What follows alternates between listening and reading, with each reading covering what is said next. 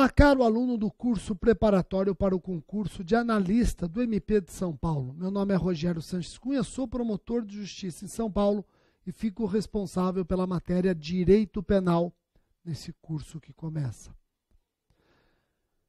Eu tenho alguns encontros, 5 encontros, e obviamente nesses encontros eu não vou esgotar direito penal, é humanamente impossível.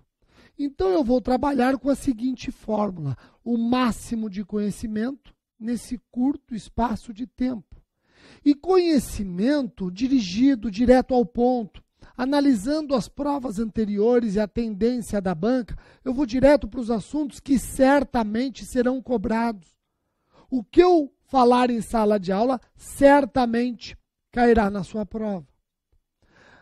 Hoje eu reservei o tema homicídio, homicídio doloso. Não teve uma prova de analista do MP que não caiu homicídio doloso. Porém, eu quero fazer uma observação, um alerta, uma dica para você que está fazendo um curso preparatório para o concurso de analista do MP de São Paulo. Você que resolve fazer um curso como esse, você quer orientação, você quer dica, você quer aquilo que o seu concorrente não vai ter. Então preste atenção em 2 importantes instrumentos de estudo. Vejam, você vai entrar no site do MP de São Paulo, www.mpsp.mp.br, e lá você vai clicar no campo institucional. Esse campo institucional, ele vai abrir centros de apoio, e nos centros de apoio você vai clicar no CALCRIM, Centro de Apoio às Promotorias Criminais. No CALCRIM, você encontra boletins semanais.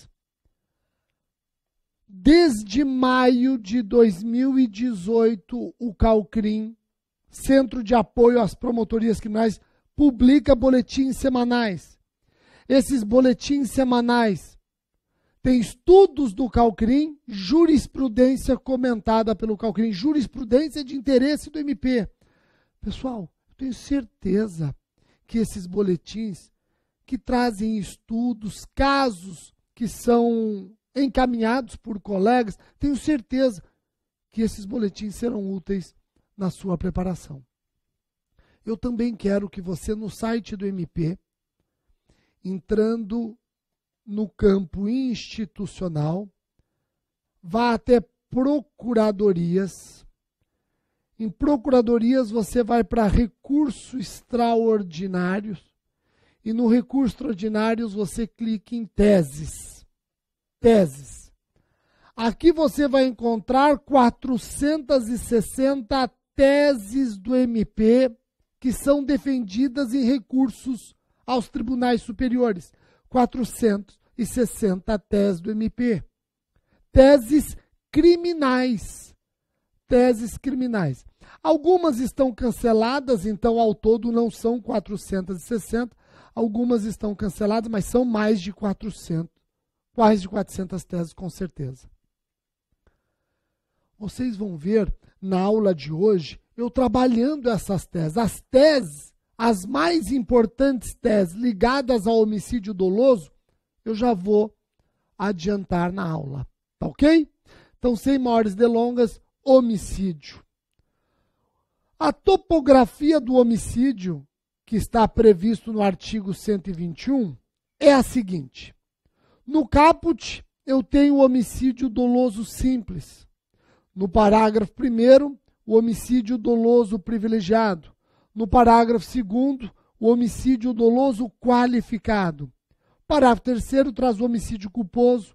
O parágrafo 4º traz causas de aumento para o homicídio culposo, na primeira parte, e para o homicídio doloso, na segunda parte. O parágrafo 5º traz o perdão judicial, que é exclusivo do homicídio culposo. O parágrafo 6º traz causas de aumento de pena do grupo de extermínio ou milícia. E o parágrafo 7º traz causas de aumento exclusivas do feminicídio. Rogério, você falou que o 121 tem dispositivos ligados ao homicídio doloso e um dispositivo ligado ao homicídio culposo. E o préter doloso? O 121 não pune o homicídio préter doloso? Não, não. O homicídio préter doloso, ele é punido no artigo 129, parágrafo 3º do Código Penal. Lesão corporal seguida de morte. Rogério, então peraí. Homicídio préter doloso é sinônimo de lesão corporal seguida de morte? Sim. Homicídio préter doloso é sinônimo de lesão corporal seguida de morte e não é um crime doloso contra a vida. É um crime doloso contra a incolumidade pessoal e qualificado por morte culposa. Sequer vai a júri. Sequer vai a júri. Tá ok? Observação importante aqui para vocês, ó. Não existe homicídio de menor potencial ofensivo. Homicídio jamais será discutido no juizado especial criminal. Mas o homicídio culposo admite um benefício da Lei 9.099/95. No Código Penal, o homicídio culposo, ele tem uma pena de 1 a 3 anos. Então, ele admite suspensão condicional do processo. Não existe homicídio de menor potencial ofensivo, mas o homicídio culposo é de médio potencial ofensivo, admite um benefício da Lei 9.099, uma medida despenalizadora, a suspensão condicional do processo. Feita esta introdução, insisto, eu vou trabalhar com vocês homicídio doloso. Eu tenho certeza que vai cair no concurso. Vamos lá para o caput. O artigo 121 caput pune matar alguém a pena de reclusão de 6 a 20 anos. Vejam, o homicídio simples não é crime hediondo. Não é crime hediondo. Homicídio simples não é crime hediondo. Salvo quando praticado em atividade típica de grupo de extermínio. Salvo quando praticado em atividade típica de grupo de extermínio. É o artigo 1º da Lei 8.072/90. Então, o homicídio simples não é crime hediondo, salvo quando praticado em atividade típica de grupo de extermínio.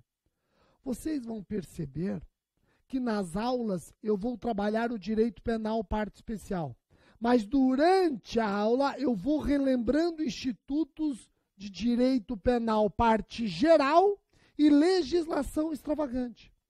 É uma maneira de tentar explorar o máximo de assunto num curto espaço de tempo. As aulas de vocês serão de penal especial de spanking, concurso de analista, mas durante a exposição de penal especial, eu vou relembrar penal geral e legislação extravagante. Aqui, por exemplo, nós estamos recordando da Lei dos Crimes Hediondos. Homicídio simples não é crime hediondo, salvo quando praticado em atividade típica de grupo de extermínio. Pessoal, a Lei 8.072/90, ela segue o sistema legal. Só é hediondo o que a lei diz ser hediondo.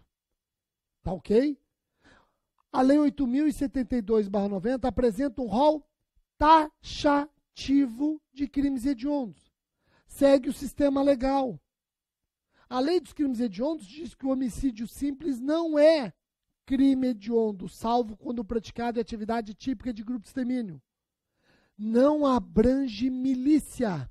Não abrange milícia. Homicídio simples praticado por milícia não é hediondo por falta de previsão legal.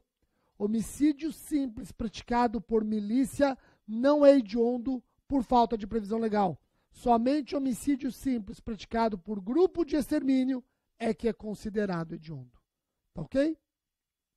Rogério, Quem pode praticar homicídio? Quem pode ser vítima de homicídio? Então vejamos, o sujeito ativo, crime comum. Qualquer pessoa pode figurar como sujeito ativo do homicídio. E o sujeito passivo também é comum. Qualquer pessoa pode figurar como vítima do homicídio. Rogério, ele é comum no sujeito ativo e comum no sujeito passivo? Sim. Então nós estamos diante de um crime bicomum. Nós chamamos um crime de bicomum, classificamos um delito como sendo bicomum, quando esse delito não exige qualidades especiais do sujeito ativo e do sujeito passivo. Quando um crime exige qualidades especiais do sujeito ativo e do sujeito passivo, aí ele passa a ser crime bipróprio. E você quer um exemplo de crime bipróprio, um crime que exige qualidades especiais dos dois sujeitos, ativo e passivo? Infanticídio. Então guardem isso. Nós sabemos que a doutrina classifica um crime conforme os sujeitos. O crime pode ser comum, próprio e de mão própria. Um crime que é comum no sujeito ativo e comum no sujeito passivo é um crime bicomum. Agora, um crime que exige condição especial do sujeito ativo e do sujeito passivo passa a ser um crime bipróprio. Exemplo emblemático, infanticídio. Tá bom? Qual é a conduta punida no artigo 121? O artigo 121 pune matar alguém, tirar a vida de alguém. Vida extrauterina, claro. Se eu estiver falando de vida intrauterina, o crime é de aborto ou abortamento. Para ser homicídio, o agente tem que agir em face de vida extrauterina. Tratando-se de vida extrauterina, eu tenho homicídio ou infanticídio, a depender do caso concreto. A relação entre homicídio e infanticídio é uma relação ditada pelo princípio da especialidade. No princípio da especialidade, a norma especial prevalece sobre a norma geral.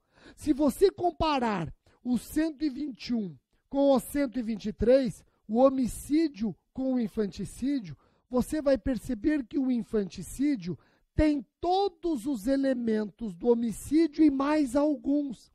Esses alguns outros elementos é que fazem do infanticídio uma norma especial quando comparada com o homicídio.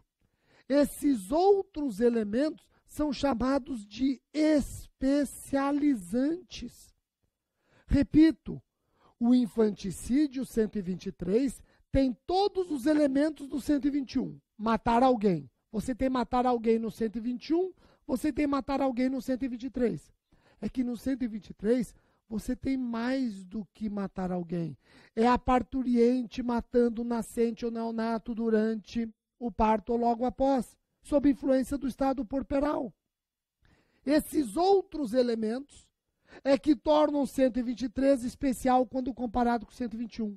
O 123, sendo especial, prevalece sobre o 121. Princípio da especialidade. Rogério, o 123 prevalece sobre o 121? Sim, mas o 123, ele é punido com pena menor? Não tem problema. O princípio da especialidade manda a norma especial prevalecer sobre a norma geral, pouco importando se a norma especial é punida com penas mais ou menos rigorosas. Tá ok? Agora vejam, se eu já sei que o homicídio pressupõe vida extrauterina, quando que eu deixo de ter uma vida intra e passo a ter uma vida extrauterina? Com o início do parto. Com o início do parto, você deixa de ter vida intra e passa a ter vida extrauterina. Tá ok? Rogério, nós estamos estudando homicídio doloso, certo? Certo. O homicídio pode ser praticado a título de dolo direto ou dolo eventual? Sim. O crime é punido a título de dolo, eu falo aqui do dolo direto ou do dolo eventual. No dolo direto, o agente quer o resultado representado. No dolo eventual, o agente aceita o resultado representado. Ele quer outro, mas aceita, assume o risco de provocar aquele resultado, aceitando o evento. Tá ok? O homicídio admite os dois dolos, direto e eventual. Com um detalhe, dispensa finalidade especial. Dispensa finalidade especial. Você quis matar alguém? Pronto, dolo direto. Você aceitou o resultado morte? Dolo eventual. Não importa a finalidade que animou a gente no homicídio. Aliás, a depender da finalidade, eu tenho uma qualificadora ou uma privilegiadora. A finalidade especial pode configurar qualificador, homicídio qualificado, ou uma privilegiadora, homicídio privilegiado, que nós vamos estudar hoje. Rogério, embriaguez ao volante com resultado morte. Isso é dolo? Dolo eventual? Ou é culpa? Culpa consciente. Racha com resultado morte. É dolo? Dolo eventual ou culpa? Culpa consciente. Será que embriaguez ao volante com resultado morte? Eu posso trabalhar com dolo eventual e o agente responde pelo artigo 121 do Código, ou, na verdade, eu devo trabalhar com culpa consciente? E aí configuro o artigo 302 do Código de Trânsito Brasileiro. Racha com resultado morte. Será que eu devo trabalhar com dolo eventual? Artigo 121 do Código, ou, na verdade, racha com resultado morte é culpa consciente. E sendo culpa consciente, configura o artigo 308 do Código de Trânsito Brasileiro, qualificado pela morte. E agora? Vocês vão encontrar doutrina dizendo o seguinte: embriaguez com resultado morte é culpa consciente. Artigo 302 do Código de Trânsito. Agora, racha com resultado morte é dolo eventual. 121 do Código. Pessoal, essa doutrina pirou. Você não pode trabalhar o direito penal com fórmulas matemáticas. Embriaguez mais morte é igual a culpa, racha mais morte é igual a... Isso é absurdo. Direito não se trabalha com fórmula matemática, muito menos o direito penal. Nós vamos ter que analisar as circunstâncias do caso concreto. Embriaguez com morte pode configurar o 121 ou 302 do Código de Trânsito, a depender das circunstâncias do caso concreto. O mesmo vale para o racha. Por exemplo, uma pessoa está dirigindo um veículo embriagada, mas dirige em velocidade moderada, tenta manter o controle do veículo. No local do atropelamento, você enxerga a marca de frenagem. Ela freou antes do atropelamento. Como é que você vai dizer que ela aceitou a morte? Ela brecou o carro. Culpa consciente. Diferente daquele que dirige embriagado em alta velocidade, desrespeitando os sinais de trânsito de conteúdo obrigatório. Esse assumiu o risco e aceitou o evento. Esse combina muito mais com dolo eventual. Percebeu? Então é importante você sempre analisar as circunstâncias do caso concreto. O crime de homicídio se consuma quando, Rogério? Consuma-se com a morte da vítima. Estamos diante de um delito material. Delito material porque exige resultado naturalístico. Exige resultado naturalístico. Quanto à consumação, nós sabemos que o crime pode ser material, formal e de mera conduta. O 121 é um crime material. Ele não se consuma com a conduta. Ele precisa da conduta mais o resultado naturalístico, mais a modificação no mundo exterior, mais o resultado morte, delito material. Rogério, e quando que se dá a morte? Com a cessação da atividade encefálica, com a cessação da atividade encefálica. Lei 9434 de 97. É possível a tentativa? Sim, é perfeitamente possível a tentativa. Vamos lembrar do penal geral. Qual é a classificação doutrinária quanto ao crime que admite e o crime que não admite tentativa? Crime que admite tentativa é chamado de delito plurissubsistente, onde a execução admite fracionamento em vários atos. Crimes que não admitem tentativa são chamados de crimes unissubsistentes. A execução não admite fracionamento em vários atos. Então, o delito de homicídio é um delito plurissubsistente. É um delito plurissubsistente. A execução admite fracionamento em vários atos. Se não admitisse tentativa, seria um delito unissubsistente. Bom, antes de eu partir para o artigo 121, parágrafo 1º, homicídio privilegiado, eu quero lembrar duas teses do MP de São Paulo que podem cair na sua prova, aliás, já caíram em concursos anteriores. A tese 135, que ela diz o seguinte: na prática de mais de um crime doloso contra a vida, mediante uma só ação, havendo múltiplos desígnios, ocorrerá o concurso formal imperfeito e não o crime continuado. Então, cuidado. Se o agente, mediante uma só ação, havendo desígnios autônomos, acaba matando pluralidade de pessoas, eu tenho o concurso formal imperfeito, e no concurso formal imperfeito, soma as penas. Não existe aqui a continuidade delitiva.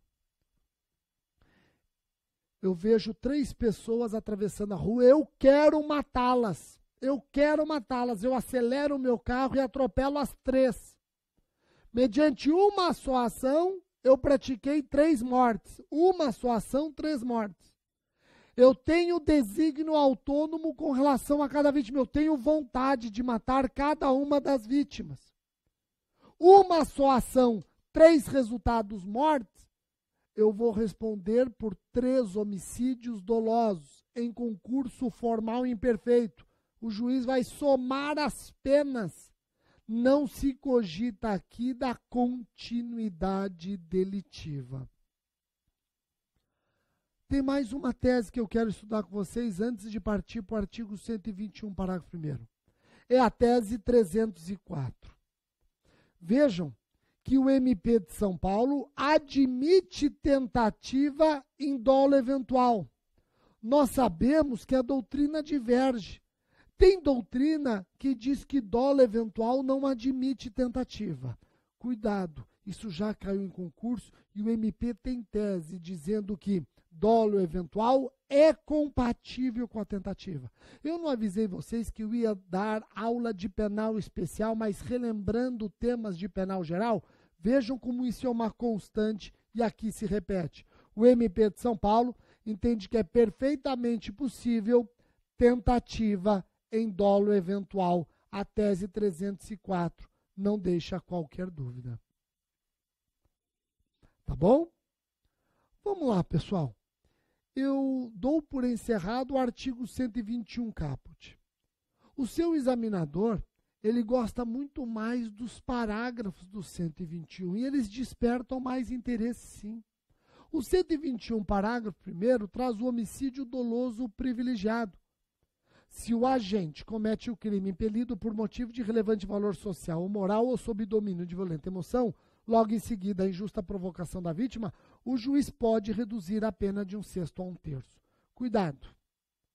Nós estamos diante de uma causa especial de diminuição de pena, considerada na terceira fase do cálculo da reprimenda. Quando você vai lá no artigo 68 do Código Penal, você percebe que o juiz, quando calcula a pena privativa de liberdade, ele deve observar 3 fases. Nós seguimos o sistema trifásico, também chamado de sistema Nelson-Hungria. O juiz fixa a pena privativa de liberdade atento a 3 etapas, 3 fases. Na primeira fase, ele fixa a pena base, olhando as circunstâncias do 59 do Código. Na segunda fase, ele aplica as agravantes e atenuantes dos artigos 61 e 62, 65 e 66. É na terceira e última fase que ele vai considerar as causas de aumento e as causas de diminuição. Então, o privilégio entra na terceira fase do cálculo da pena, na última etapa do cálculo da pena. E é importante você atentar para o seguinte: o 121, parágrafo 1º, diz que o juiz pode reduzir a pena de 1/6 a 1/3. Fica parecendo que se trata de faculdade do juiz, mas não. Esse pode, na verdade, é um poder-dever. O juiz não só pode, o juiz deve reduzir a pena se presentes os requisitos do parágrafo 1º. A discricionariedade do magistrado limita-se ao quantum da redução. Limita-se ao quantum da redução. Tá ok? Bom, eu vou fazer um intervalo e no próximo bloco nós voltamos com as 3 causas privilegiadoras. Até já.